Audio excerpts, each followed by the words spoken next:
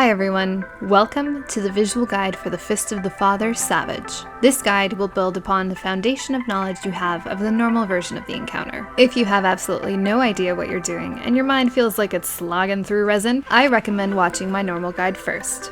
My name is Ms. Tech, and I'll be your Savage Guide. This encounter has a hardened rage of 8 minutes and 30 seconds. Raid damage is incredibly important, and players will be expected to optimize their rules. The general idea of the fight is the same as normal mode. Players will use death puddles from the adds to mini the nukes, while killing both oppressors at the same time. But there are a few key differences. First, the boss has more health and deals more damage. That's pretty much a given. However, keep in mind that things like Prey, Gunnery Pod, and Royal Font do a heck of a lot more damage and will require focused healing, especially when both bosses are active and everything is doubled. Luckily, every mechanic is on a set timer, allowing players to time their cooldowns appropriately. Resin Bombs will now leave behind long-lasting green poop puddles. Anything, including adds and the boss, caught in these puddles will be considerably heavied. The key to dealing with these is to bait the puddles in specific areas during the Resin Bomb cast, and then moving back into position once they spawn. Controlling where these drop and maintaining a relatively clean arena is the key to success. The adds and 3,000 tons missiles are essentially the same. However, there are now 4 missiles with each 4 add. 4 players will be assigned to pick up a specific add and will kill it under their respective missile. Remember that these adds will begin to stack nanoparticles on their player, resulting in that player getting minied if not killed before the stack reaches 6. Each player should be able to burn down their respective add underneath the missile before this happens. Keep away from the missiles when they explode and continue burning down the boss. Tanks and healers will have to deal with hyper-compressed plasma, a massive tank buster. The damage from this is magic based, and tanks should have cooldowns before, during, and after appropriately to avoid death. Healers beware. This combo of events is especially difficult because of the double gunnery pod, cleave, and prey damage that occurs right before each tank buster. You'll see no more than 3 of these in the encounter, so plan your cooldowns appropriately. Lastly, each jump phase is a bit more convoluted. You'll see a total of 3 jump phases with landing zones on adjacent or the same side of the platform. Players will also drop a total of 8 resin bombs during this phase while running to an appropriate safe spot to avoid death from the landing zones.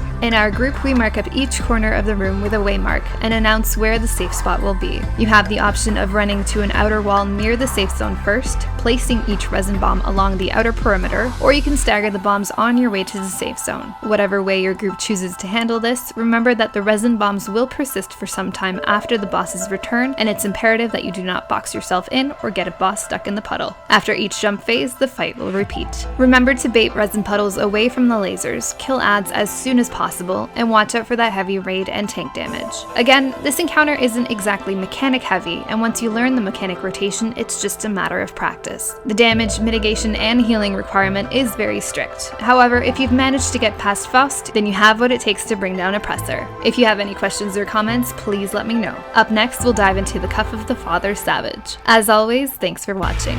Till next time.